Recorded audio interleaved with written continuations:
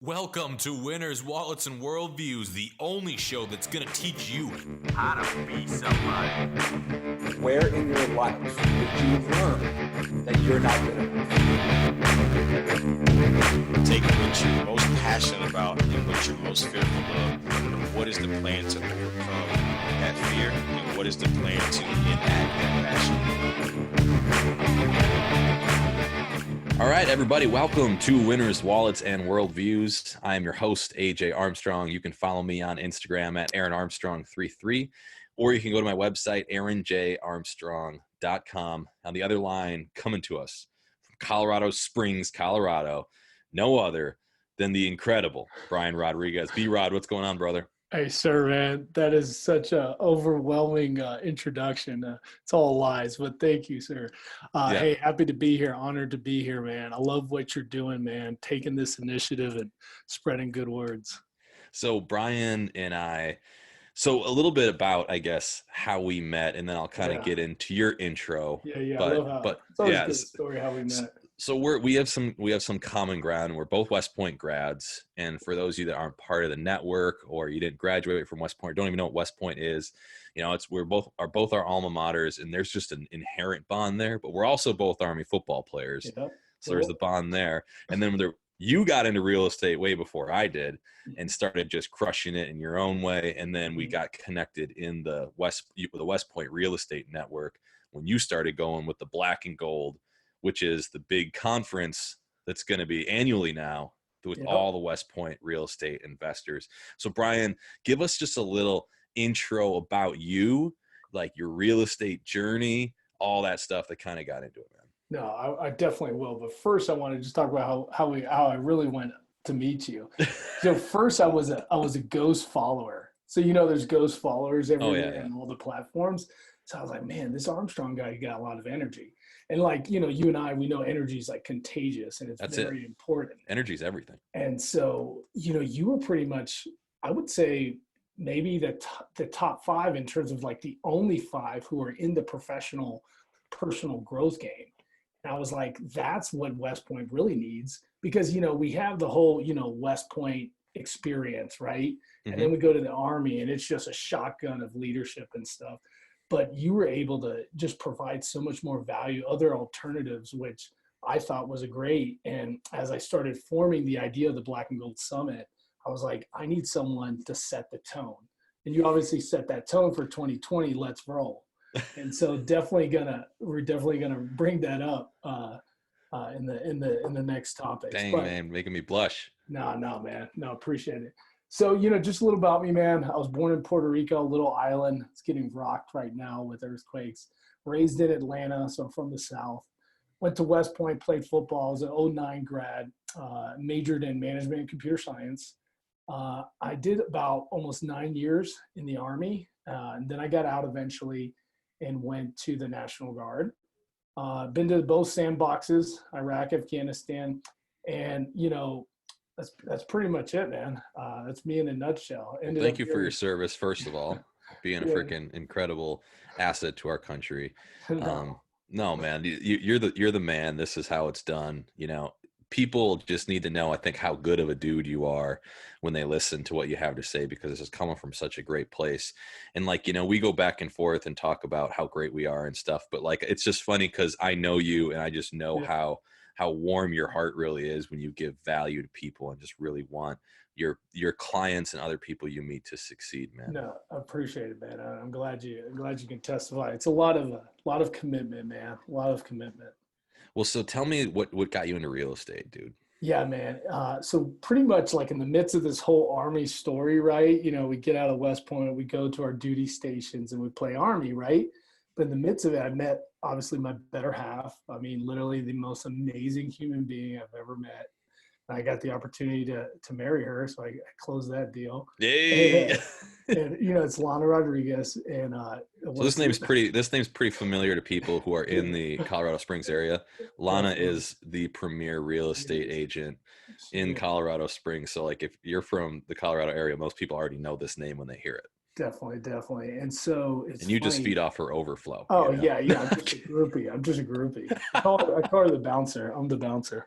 So So pretty much I'm at Fort Hood and I'm dating Lana, and she's like, hey, I'm about to buy a house. And I'm like, parents buy houses. I was like, I wasn't in the mindset, that whole wealth building mindset that we all eventually get into. And she's like, well, I'm about to buy it. I hope you can help me. And I'm like, oh, I'm Iraq veteran. I did management. I could manage this site. And I go in there, and anyways, fast forward, we buy our first property for $50,000. I put $15,000 in it for rehab.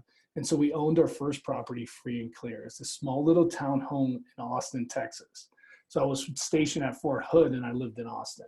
And so right then I was just like, wow, I have all my BAH. Obviously I got to pay taxes and utilities and maintenance, but I just had, which is your housing allowance for people that weren't part of the military. Yep. Yeah, correct. So I had my basic housing allowance and I loved it. And then next thing, I got orders to Afghanistan, but I took that opportunity while in Afghanistan, obviously, to learn more. And then when I came back, I applied the VA loan because I learned about that and I just took off. And so that's kind of how I started. I didn't know that, dude, that Lana got you into the game. Yeah, she's the one who was buying the first property. And then I was like, what are you doing? Like, I'm just still renting $3,000 a month in Austin downtown. So trust me, she definitely got me in the game. That's awesome. And, I don't want to steal too much of Lana's thunder until someday when we get her on the show, but she's got an incredible story, just being an immigrant from the mother Russia land, right? Was it Latvia? Yeah, Latvia. Yeah, Riga, Latvia. And coming over here as an immigrant and just making a killer story for herself. And then somehow you landed that. So that's pretty I would say the same thing for you. Yeah, right. Yeah, I'm freaking so lucky I got Marissa. I couldn't believe it. I'm like, when I met Marissa, I'm like, I just need to lock this down because I'm not getting a better one. So I waited till like 1 year after we dated, and like that's when we got engaged, because I was like, if it's any earlier than a year of dating, that'd be weird. And I'm like, if I wait too long, man, I better just. So I closed that thing after 1 year of dating. No, but it's funny you bring up our other halves, and that's like one of the greatest things about real estate is that you really need that team. You're not going to do this by yourself, and imagine if you do it with your partner. It's that better. I know a lot of people that do that with, like, especially for a lot of house flippers, because sometimes when you're doing that as your full-time thing, like if all you do is flip houses, the margins get tight when you don't get a killer deal, but you just get an okay deal. So when they have like an agent and a contractor or two agents, that just really helps keep those margins nice and wide. But when you're, if you're someone like me and I don't have an agent in the family or a contractor in the family, I just got to wait for a bigger deal. So it's like, if you're thinking of doing this full time, I'd consider like that husband-wife combo. I see that work all. Yeah, they call it the hunter and the skinner. Is that what they call it? That's just another tag team term. Which one are you? I like to say I'm everything, but Lana's more the hunter. She could be more the hunter. Yeah, I'm more the skinner. Yeah, you guys have a good dynamic too, because Lana's really on top of her stuff, and you're kind of like the people guy, and building the relationships, and just that's an awesome dynamic though, watching you guys. So okay, so you got in the game, you got your Texas property. Yeah. Now what? Now, so I came back from Afghanistan. I got that quadplex, right? So I bought it for $199. I eventually sold it a year and a half later, but within that experience, I learned everything. So with the VA loan, right, you can buy up to 1 to 4 units. Right now, the VA loan, there's no entitlement. So you can buy almost anything you can afford. And you still have the funding fee. It's a little bit higher than it was. So it went from 2.15 to 2.33. That's your first time use. Is there still a waive funding fee if you are service connected? Yes, correct. Disability? Correct. Okay. If you are service connected. And then you have no private mortgage insurance. And then that's pretty much it. I mean, it's a great product. The lenders scrutinize it well.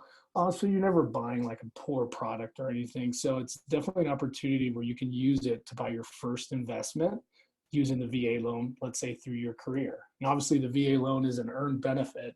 So for civilians, I mean, you would have to sign up, if you will, to the military to earn it. But it was great. So learned everything. I put all my Afghanistan money in there. It was about $20,000, but I completely renovated. I evicted. I did maintenance, rehab. I mean, marketing, you name it. Did a little property management by myself. And I was doing this actually abroad because I had to get PCS to my captain's course, which is just another level of professional development that the Army does. And went in there, was doing it, was managing it there, and then eventually got to Colorado. And so when I got to Colorado, I bought my third property, which was a single family primary residence. So at the time, the VA loan, you have a limit. So I had a limit of 415 back then. And so I spent 199 on the quadplex, and then I spent about 180 on the single family. So I was able to fit it within the entitlement. So immediately I got 3 properties in less than 2 years, you know, so that was great. And so I had the single family. And then from then, Lana wanted a child. Lana wanted to grow our family. And I was like, man, we got a good thing going here. We got business to do. We got business. We got 3 properties. I'm a young captain trying to get command, you know, and the wife's just taking care of the properties. And she's like, nah, I want a kid. And I was like, all nervous. And so I was like, babe, if you go. Is she an agent yet? What do you mean? Alana, is she an agent at this point in the story? Oh, no, she's not. Okay. And so she did retail her whole life. So she was in a lot of great top end retail, and her last job was Michael Kors. And I was like, babe, you're destined to sell some high end real estate. And she was like, oh, I don't know. And I was like, if you do this, we'll have a kid. And so it was like a little Planned Parenthood ultimatum stuff, which didn't go well initially, but in the long run, you know, it worked out. And I always say I created a monster. And so Lana took off like a bat out of hell. I mean, she just dominated it, served over 30 families her first year, which is pretty historical. Like, it's above average. A lot of agents don't even do one deal a month. And then literally the following years were exponential. The second year she did over 100. The third year she almost did 200, and then the fourth year she broke 400, and then now we're consistently breaking over 200, and now we're in our 5th year, so it's 2020, and our goal is 300. And so like in the midst of all that, I mean, obviously, man, you can make a podcast on, you know, and that's one for her, you know, that you could do, you know, just women, you know, starting from scratch and working with their husband and trying to build a team and all that. There's a podcast in that. But in the midst of all that, we bought 3 more properties, strictly Airbnb, so short-term rentals. We bought a commercial property, which is pretty much my focus right now for my wife's office. We bought a new primary residence, and then we bought another house for her parents so they can take care of our kids. So outsource, you know, #outsource parenthood. Well, I actually loved that idea. Just to touch on that for a second, when we came out and visited you, and you're like, here's the deal, right? You're telling me, like, I'm sitting there listening, and you're like, we buy this house down the street, transplant the in-laws into that house.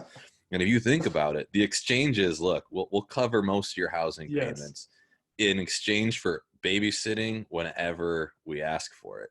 Yeah. And I'm like, think about people dropping 30, 40 grand, sometimes 50 grand a year for nannies or daycare. And it's like, or I could just make that build equity. And I'm sitting there like, this guy is a genius. I'm like, this is the best idea ever. So we pitched this to Marissa's parents. And I'm like, hey, let's do this one. You know, we go down to Florida, we'll get you a condo and this. But I thought this was brilliant. I think people should think about that. You know, you're throwing that money in wages to the daycare. You put that down on a house if you got in-laws that are willing to do that. Done.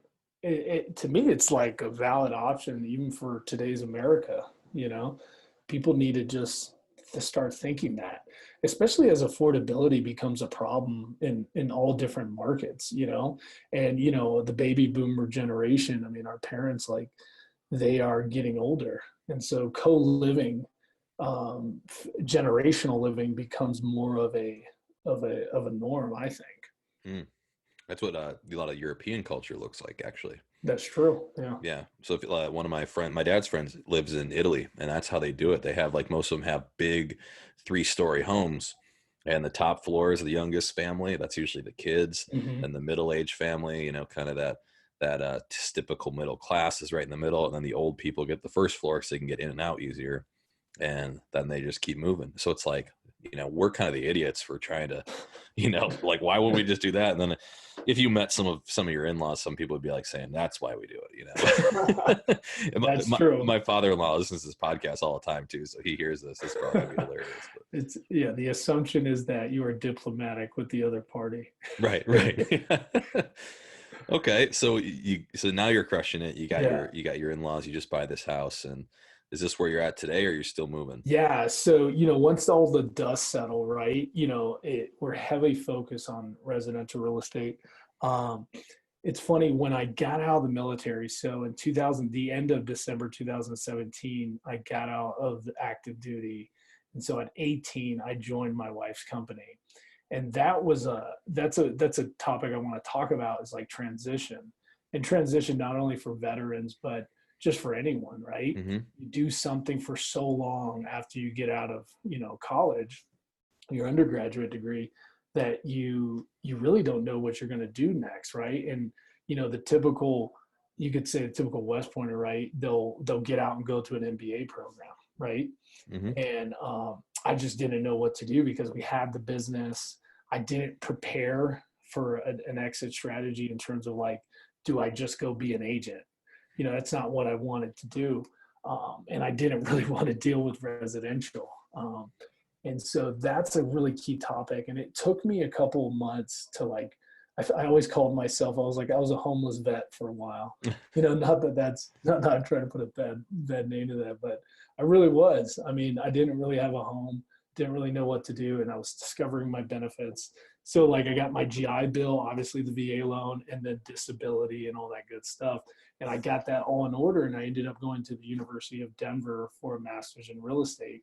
And I kind of got civilianized, if you will, really changed my mind, because I'm still have this military. I'm still walking around with a command hand. And like, it's funny, I told one of my admin, and she's married to a military guy, but I'm like, hey, I need you to make me a con up of our client event. So we got a client event, January 17th. You're more than welcome to come. It's a 70s, 80s. It's our annual gala, and we usually have a theme to it. And so she makes a con up and does the whole images, the 5 paragraphs, all this stuff, and I just love it. But anyway, I really transitioned. It was really hard, and it's still hard. So those are one of the cool things, one of the unique things I got to experience, like, okay, my time's up. I mean, I'm in the National Guard, but that's just, once a month. It's like a Costco free sample of the Army. You right. just show up. And well, let's touch on the transition a little bit, because I think a lot of people can relate to this, because when I went through the transition, it was a little bit more abrupt, if you will, because I had an injury and I was getting med boarded and I wasn't really expecting it. But reflecting on your transition, what do you think went well? What advice would you give to somebody that's also going through a transition, whatever it is in your life? Some people graduate college, they need to go through some kind of like that weird, fluffy, don't have a job yet. What do I do? I can do anything in the world, but I got to pick something to do. That's really the hard. People retire. So we got people coming to the personal growth renters thing. They're like, hey, I retired and I can do anything in the world, but it's so you got all these options, but it's like, hey, you got to specialize too. So what did that look like for you?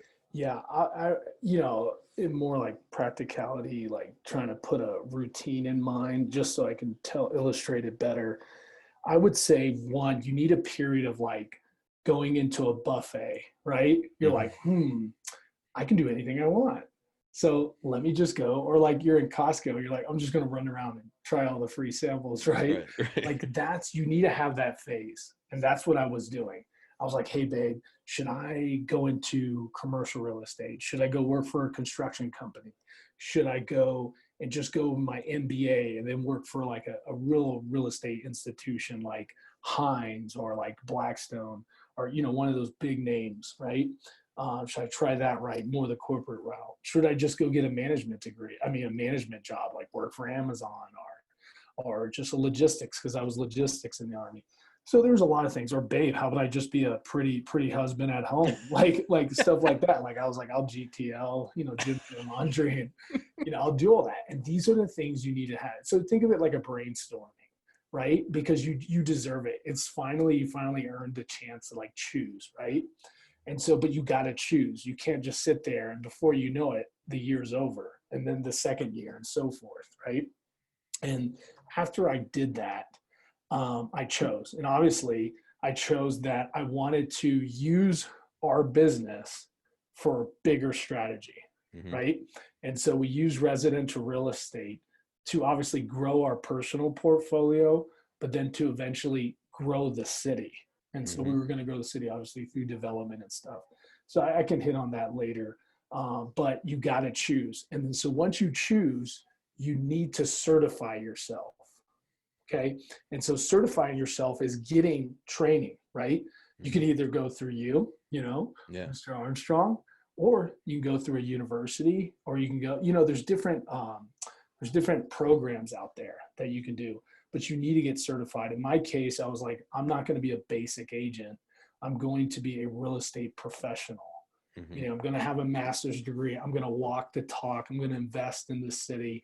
I'm going to invest in my portfolio, so forth, so that I can be more of a generalist, if you will, within my field. But I'm certified. And then you got to take action. Like, you got to let go. Don't look in the rearview mirror, move forward. And that's it. Because if you start, going back and forth, and you're like, oh, well, I can still do this and that, you're not committing to the discipline that you originally chose.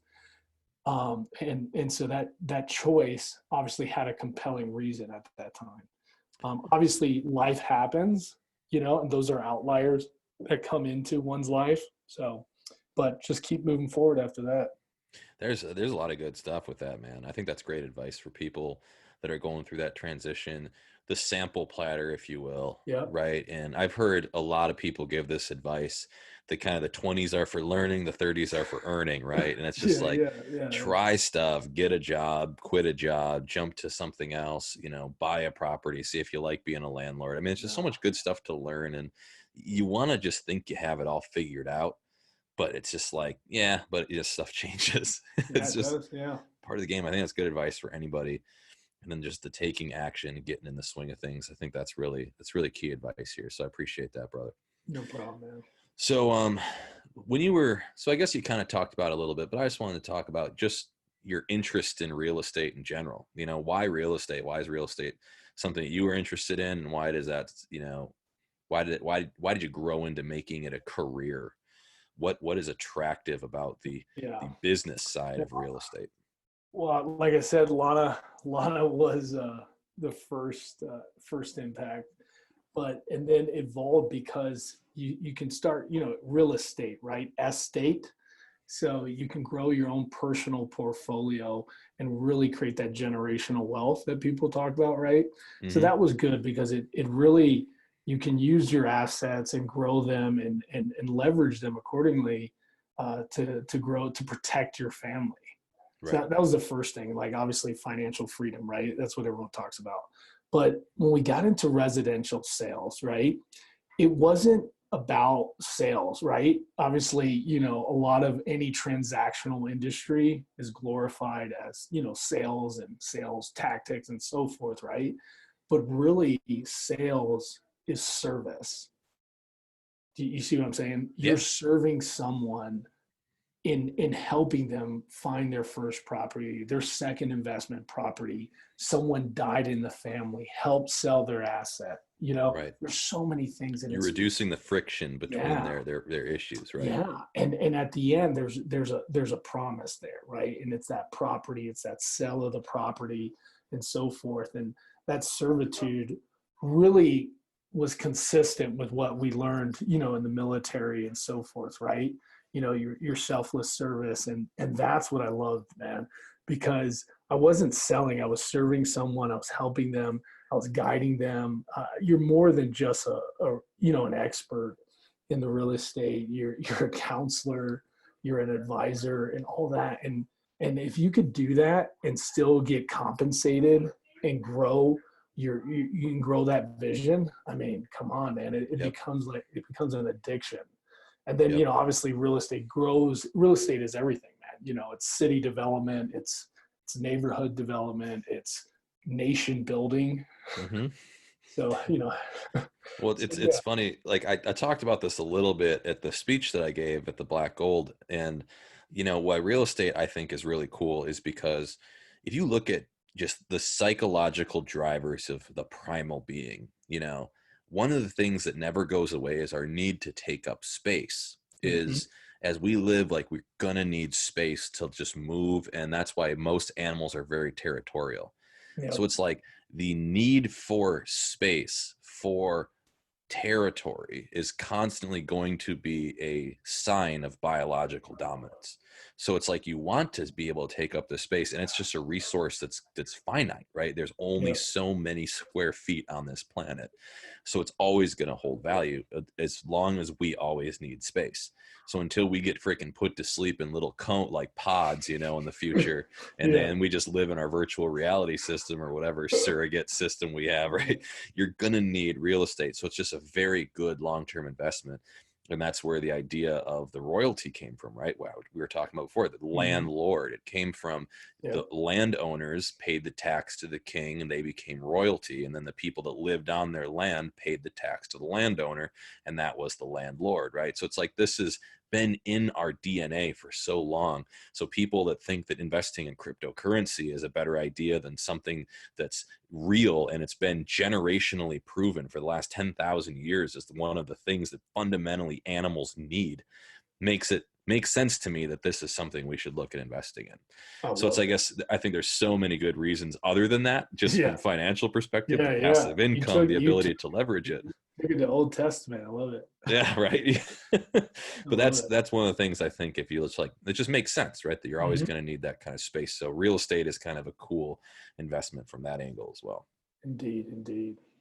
Well, Love cool, man. So you're in this game, you're in this real estate career, you're out in Colorado, you're crushing it. And I don't want to steal too many of your secrets, but I know that you and Lana, like you're saying, you turn over 30 properties or whatever first year, then you get, it. Yeah. 100 the next 200. Like, what is your recipe for success? Because a lot of agents listen to this. I think a lot of Yeah. real estate investors, like, Mhm. what are you doing that turns these around? Why do clients come back to you guys? What is it that you're doing in your business? Why it keeps working? Man, I can give a lot, and I'll probably just give a lot of like little quotes or something. But mainly it's trust. Okay. And like when you say trust, you're like, oh, that's just a $500 word you're just saying. But in trust, the first thing is you have to listen. Mm, Okay. You have to listen. And when you listen, it's not just, oh, do you hear what your customer is saying, what your client's saying, what your friend's saying, right? In this day and age, right? You and I, we could be talking right now in front of each other. We'd both be on our phones probably. It's just the world is ever distracting, man. right. And nowadays, like we'll go into meetings or I'll meet people, no one's writing anything what the client is saying, right? The client's not gonna remember what their intention was. And it Right. goes back to, like, you remember the commander's intent, right? Right. Commander's giving guidance. And I always try to tell the agents that, like, listen, your client is your commander. Like he or she's giving you guidance, write it down, actively listen, ask questions, Hmm. right? So you can further understand the guidance. So that's Like the if you first thing. really know their goal, Yes, then you'll be yes, able to connect them to the solution. yes. Like you really need to know what they want. Yes, it's beyond just, I need a 3 bedroom, 2 bath. No, they Yeah. need a 3 bedrooms because they have one child that is special needs and this room is particular, right? You need Right. to really get into the why and everything and understand that. And not only with real estate, but helping them transition, because every time someone is buying or selling a home, it's usually like 5 top reasons, right? Like a divorce, they're getting married, a new job, a pay raise. There's some life event that happened, and you are involved in that life event, whether you like it or not. So you got to really listen. The second thing is you got to be good at your job. Obviously, like everyone, all the type A's want perfection, right? You need to Hmm. win or go home, right? But no one's perfect. So all I say is that you just have to be good. And good means consistent, right? Consistency matters. Following up, follow through with what you're saying. So you follow up with the client, you follow through with the client with what they're asking, right? Don't be like, oh yeah, I'll get you that. Or I'll say something, your word is your bond. Does it make any sense? Yeah. And so like, you just got to be good. People always thinking they got to be like this perfect person, and that's going to be overbearing. But if you're consistent, you'll win. You'll beat the pack all the time. Absolutely. That's a good definition of competence too. Like just being able to have that follow through. Yeah. I mean, and not just in sales or in real estate, but like, I don't know how many people that come up to me, have all these different ideas. And it's just like, I love the ideas, but they're useless unless you can execute and follow through until successful. Like finish the idea, finish the thought. Finish the drill. If you've got something that this client says they want this in your case, right? It's about taking what they say and like, how do we break that down into actionable steps and get the result? Because people care about the result. And that's, I think, what's going to solidify the story that you are competent and qualified. Indeed, man.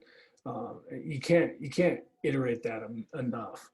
And finally is care. Like everyone thinks that like, oh yeah, I care for this person, or I genuinely think of this person.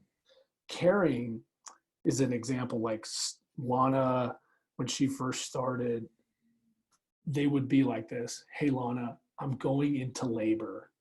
I'm a single mother. I don't have, no, not single mother, like my husband's deployed. I don't have a babysitter because I just PCS'd here. I know we're about to buy a house. I know we're under contract, but I got no one to help me, and my water just broke. My mom doesn't come till next week. Stuff like that. Can you pick up my daughter that's at elementary school? Like, that's the type of caring that Lana goes, yep, I'll be there soon. Stop what you're doing and move out. Obviously, it's like, that's an emergency, but it's that type of care where you have built with your client that they literally trust you. Right. They're like, pick up my daughter. They come to you in the most challenging times, right? Like a divorce, a deployment, right? And you got to really care, man. You got to put yourself back in their shoes, especially in real estate, and definitely in residential sales. Commercial sales is very objective. If the numbers don't work, it don't happen, right? But residential, very intimate, and you really gotta be in their shoes and be like, what do they really want? Would you really want this for your child? Who's buying the house? And I can get into many different examples, but bottom line is, do you listen? Are you good at your job? And do you care? Those are like pretty much in a nutshell, because we can get into like, how can you do the best due diligence? What's the best tools to estimate, right? You can get into all these metrics and find the best networks and stuff like that. But really at the end of the day, man, real estate's easy. People are crazy, right? It's fact. We are all humans and we're all crazy. The real estate's all numbers, right? But with people, man, I mean, we all come in all shapes and sizes, man. So just keep it simple, just like that. Build the trust based on those three components. That's a whole podcast too, man. Yeah. Just about, but you broke it down well. I think that gives a lot of people some tools to start building that trust. Yeah, man. Because like, think about what trust is. I trust someone, like you said, consistency. I trust someone that cares for me, right? That shows that. And it's like time and time again, when you can have a predictable person, they eventually become trustworthy. Unpredictable is what becomes not trustworthy. So it's like when you're saying these things like consistency, follow through, listening to understand, getting them results consistently, because you're listening to what they need and you're delivering. And then by you're doing this, the motive behind this is because you genuinely want them to get what they want, because it's coming from your heart. I love it. I love it. Done. That's your words, brother. That's you. That's your stuff, man. You said it quicker. Your recipe. Your recipe. You said it more effective. No, I love it, dude. But I mean, I love little things. Like I was right. I was thinking of some things when you asked me this, and one, obviously, never be complacent, right? Complacency kills. Like I've seen so many agents, right, in good markets, right? It's easy to be great, right? Mm-hmm. But once the challenge comes and you were complacent, it's over. Like you're done. Don't be a little bee. Don't be a little bee. Hashtag Grant Cardone.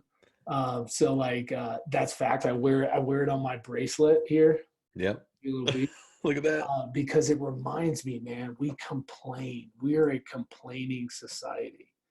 And I catch myself all the time. It's funny. My wife is the referee to blow the whistle and say, hey, why are you complaining? Like your life is not bad. Yep. Did you just get shot down? A Ukraine I love plane that. in Iran? I love that Like, accountability no. you guys have with each Yeah. other. And so it leads into my next thing is like, love your partner, Mm. right? I don't care who you love, what you love. The fact is that's your partner, right? And going through life with a partner to me is a privilege. Mm-hmm. And it's like earned every day. Like you can't like you have to work together. It's a team. It's like you guys are pulling each other, especially husband, wife, man. Like and that's why we're heavily deconflicting some schedules to get to your beautiful St. Lucia trip. Look at that. Because Lana and I do need that, and we need to be surrounded by a wolf pack, and that's kind of like our intention. We're like, man, it's so hard to find couples that are in the same, you could say, corridor, right? The same tunnel towards success, right? We're all mining in, and we're all digging in and trying to find our gold, right? But we're all doing it together, and we all need to learn from other perspectives, like what you guys have, what other couples have. Man, you guys have had a history and different experiences that we can take, and vice versa. Right. And that allows people to like benchmark.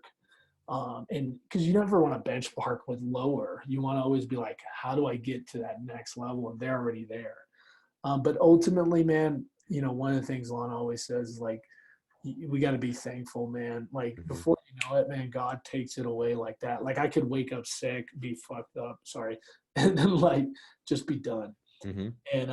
And everything is gone like that. And it's scary. And Gary Vaynerchuk says that you only got one life, one ticket, and there is no round trip. It's one way. But that's it. I mean, those are kind of the advice, trust in everything I just said. I hope that some of the young agents or young sales professionals take that very seriously, because so many times, I like Grant Cardone as much as the next guy too, but sometimes I think it brainwashes us into thinking like, it's all about sell or be sold, like sell, prospect, lead. But it's just like, no, these are people that they're going through life, and they're trying to move in a direction and accomplish a thing. So it's like, if you can help them accomplish the thing, then that's where you should be. You shouldn't be pulling them in a different direction than they want to go. Like, help facilitate their path and where they should be going.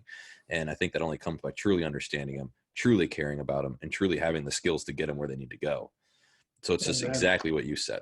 And I love it. I love it, dude. This is why I have you on these shows, This is why we associate. This is why we mastermind with each other. This is why you're coming to St. Lucia. This is what we do. I love it. So listeners, listen, you're going to get a whole dose of this guy. I'm not jumping off the whatever cliff. I'm going to talk you into it. All right. So, a lot of people who listen to this, I think they get it. They think real estate's a good investment, but they might be beginners. They might not know where to start. What advice do you have for that beginner trying to get into the real estate game?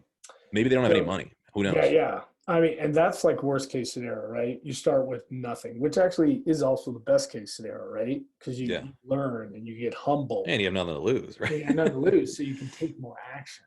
Right. So there's really no excuse.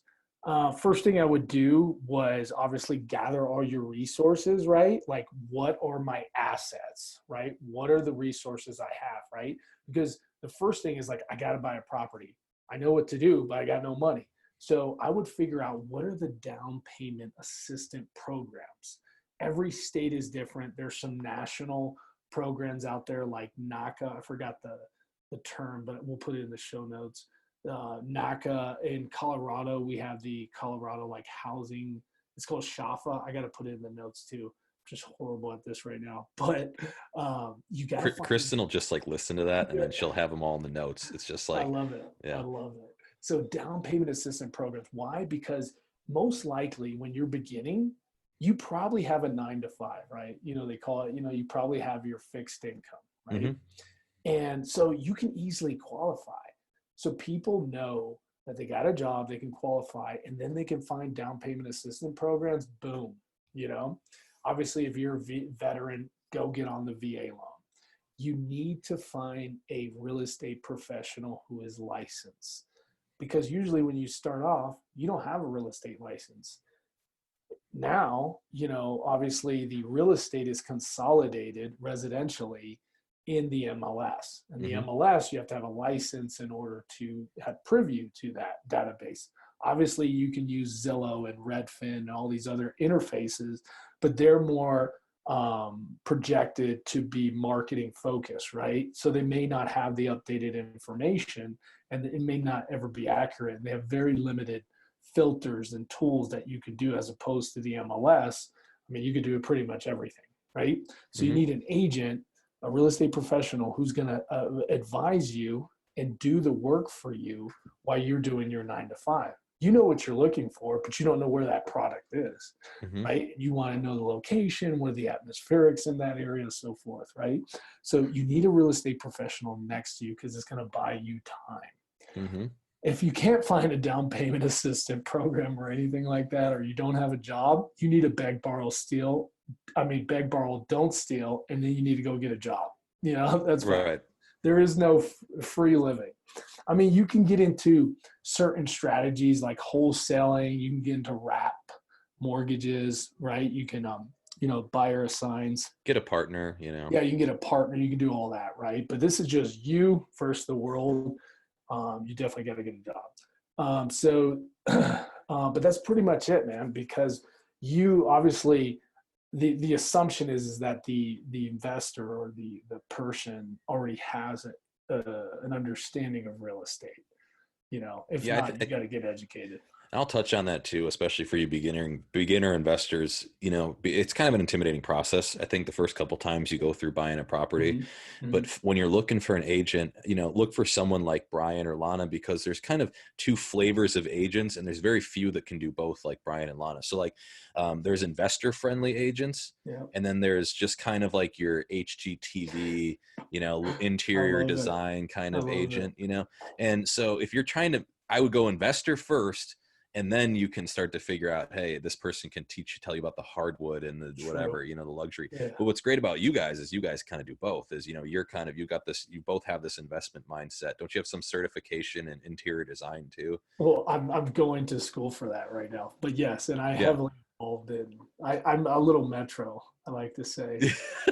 I like colors and textures and you appreciate the finer things, right? I do. Yeah, well, that's awesome. But I think most agents I run into are just like, oh, what kind of kitchen are you looking for? It's like, lady, I can make the kitchen whatever I want.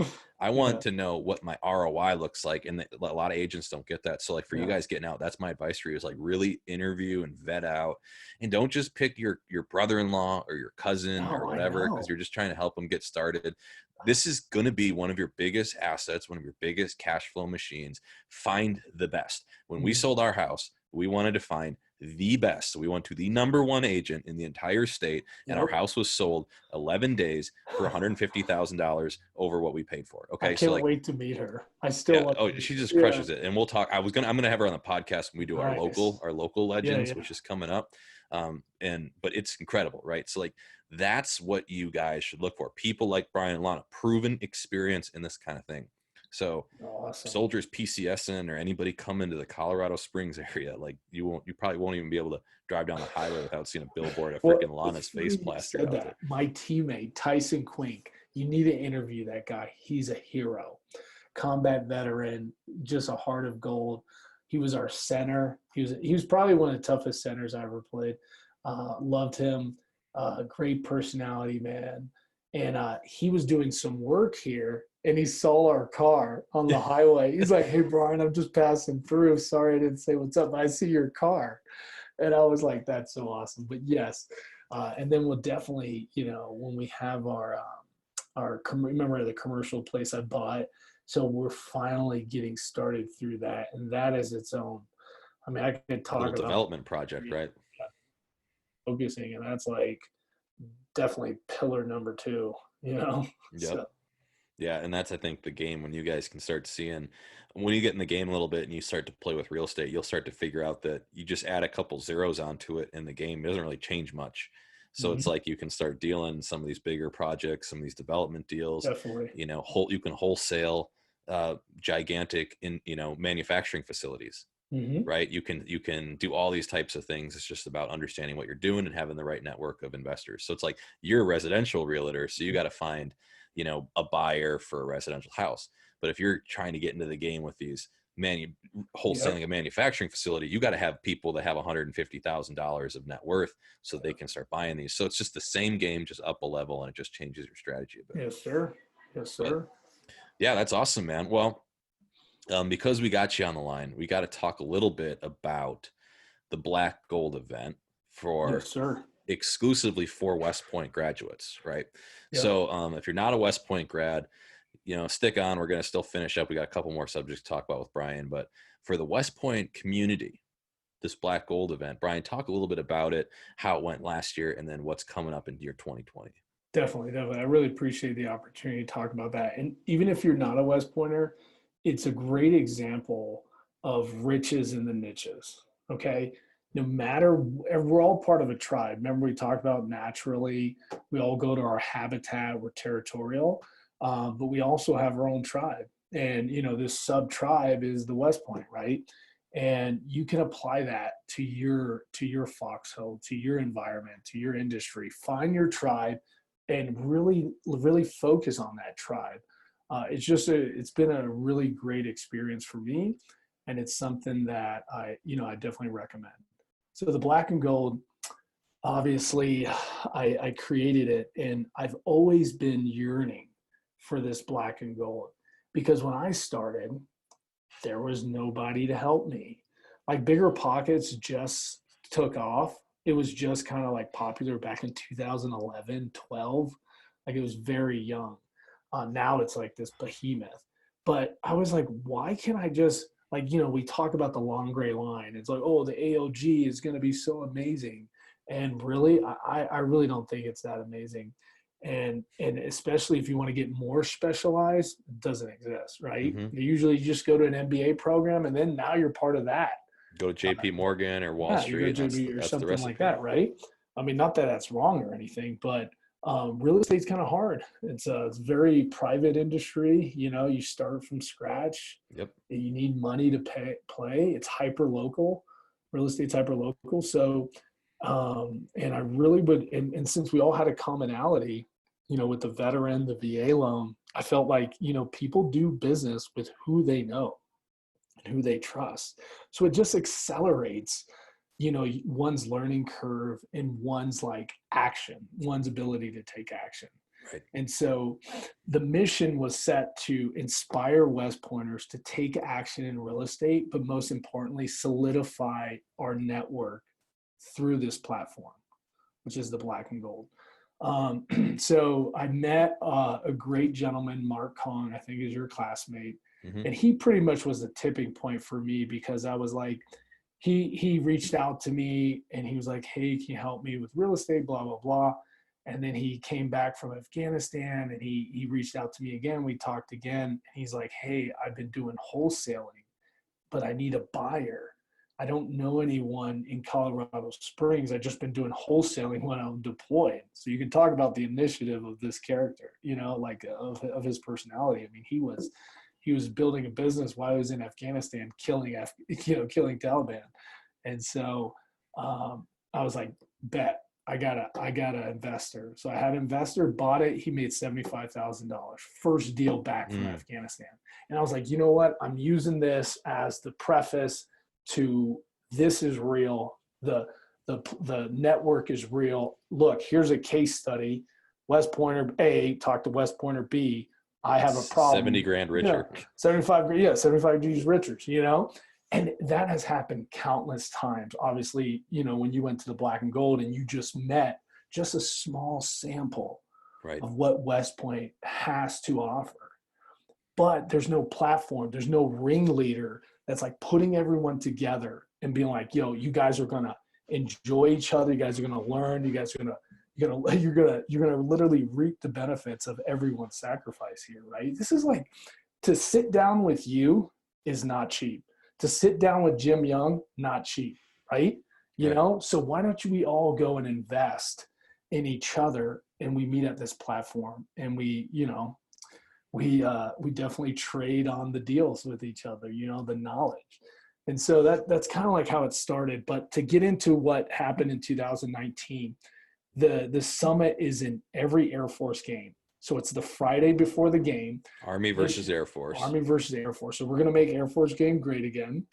Because the Navy game's super focused, right? Everyone so much going on. So much. But Air Force is like, people forget about it, you know, and it's in two locations, two great locations. You got New York and Colorado.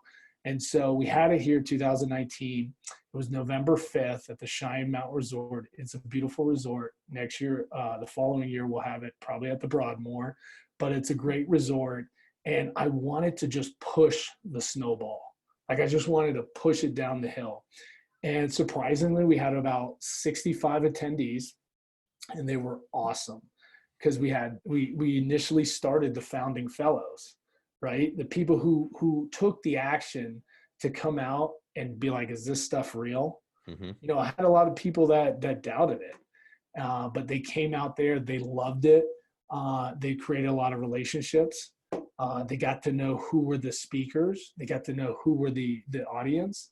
And then now it's showing that we got something great. And so that's why I started the new one, the round 2, if you will. And it's going to be great. So hopefully we got a 10X in attendance.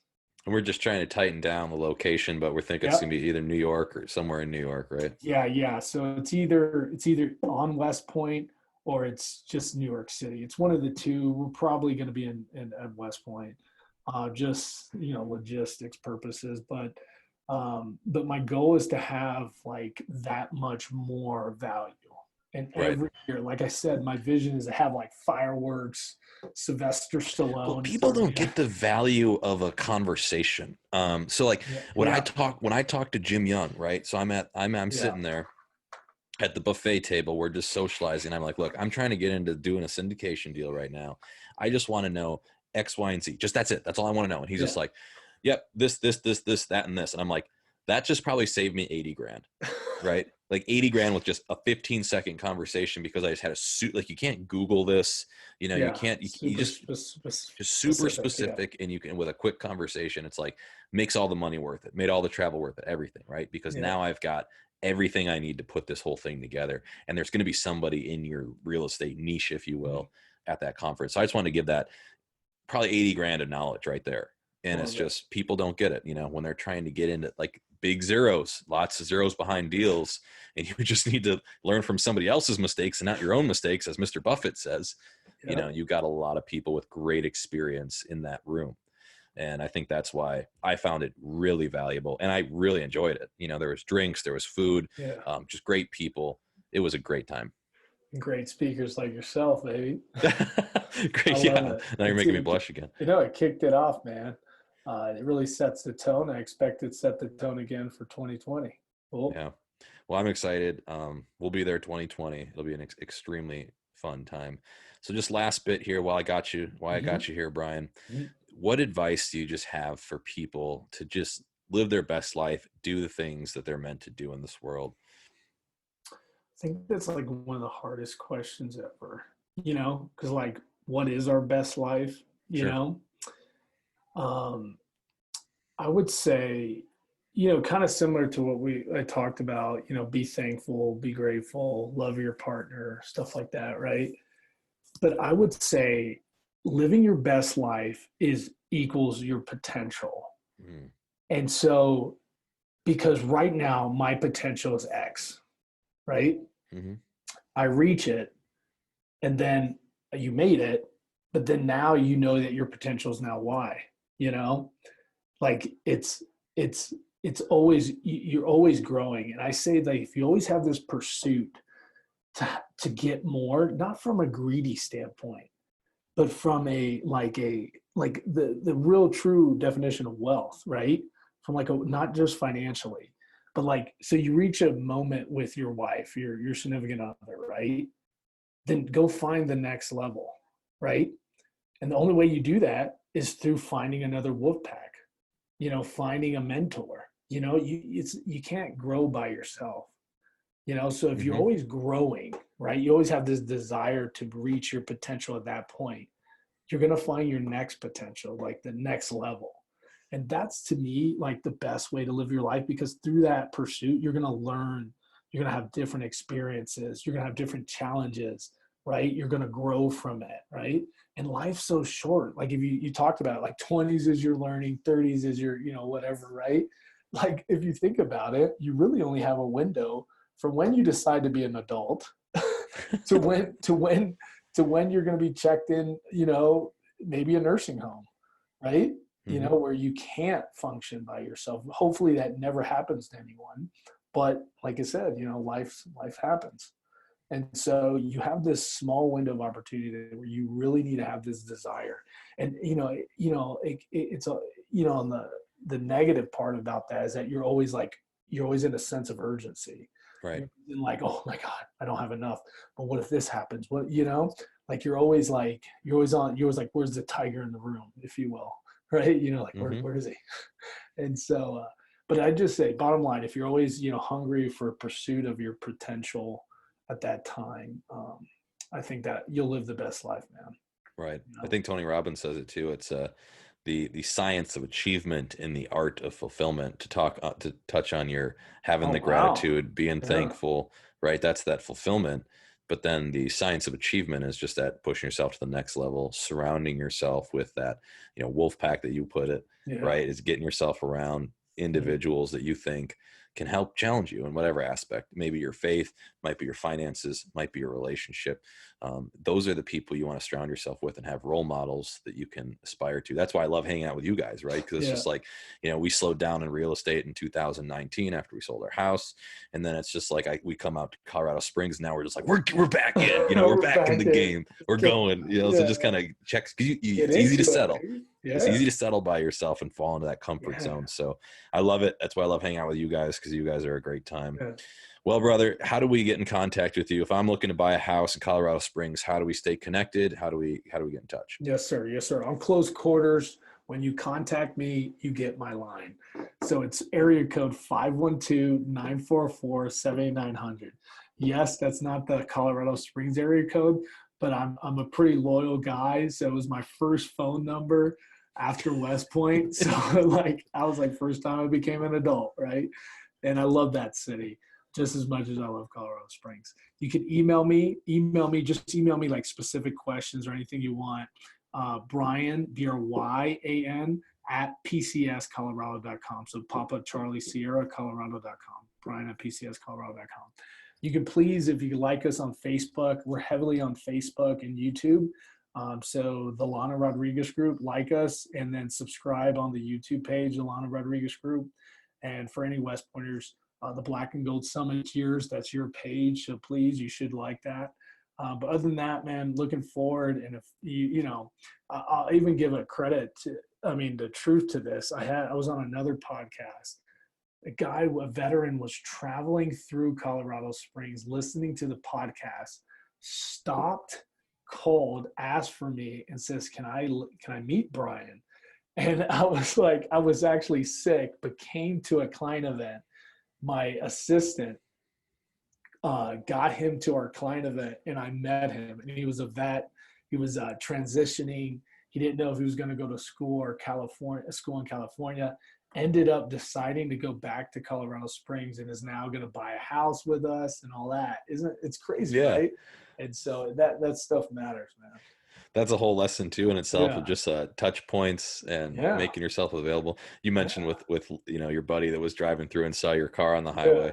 I get people sending me Instagram photos of the van every time we take it somewhere. Yeah. I love it. I love it. So tag me on Instagram if you ever see that van. Yes, anymore. Sir. Yes, sir. Well, Bryan, this is about you, man. This was a fantastic discussion we had, brother. And I think I learned a lot.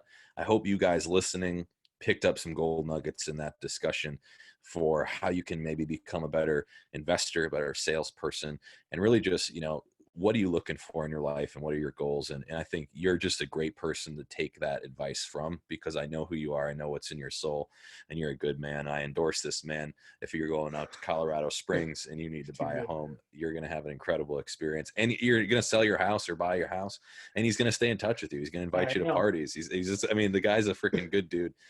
We came to one, and my dad even came, and he dressed up as Spider-Man, for your Halloween party. I love it. So thanks a lot, brother. Once again, folks, you're listening to Winners, Wallets, and Worldviews. You can go to aaronjarmstrong.com to listen to this podcast. You can also find me on Facebook. We have a Winners, Wallets, Worldviews Facebook group where you can contribute, ask any questions, and we can post conversations, discussion points, or any other guests you might want to have on this platform. And you can follow me at Aaron Armstrong 33. That's Aaron Armstrong 33. Thank you so much. Be somebody. What's up, everybody? This is your host, AJ Armstrong. You can follow me on Instagram at Aaron Armstrong 33. That's Aaron Armstrong 33, or you can go to my website, aaronjarmstrong.com. Thanks so much for listening through to the end. I wanted to also introduce you guys to our Facebook community. So you can go to Winners, Wallets, Worldviews on Facebook, and it's a group where we can offer, different opportunities for you guys to ask questions. If you have a Q&A or something in your business or a challenge in your life that you want to bring up, that's the community to ask it. And then I can also share that with all of our listeners on our social media platforms. The final thing I wanted to share with you guys is something that Marissa and I have been so excited for. It's been really chomping at me to freaking tell you guys. And it's our Personal Growth Ventures Retreat. So our Personal Growth Ventures Retreat is going to be located on the island of St. Lucia. It's going to be a business seminar combined with personal growth and development. And we're also adding in something nobody else has ever done in a seminar that I've heard of. And that's fitness and adventure. So these are the things that are going to help push us to our limits. It's going to help us break through our fears. And these adventures are going to be one of a kind. If you want to find out more about what our adventures entail, what's going to be involved in the education session, and where this is all going to be happening and when, you can go to our website, personalgrowthventures.com. That's personalgrowthventures.com. It's also going to be located in the show notes. So with that said, guys, thanks so much for listening through to the end. Once again, go be somebody.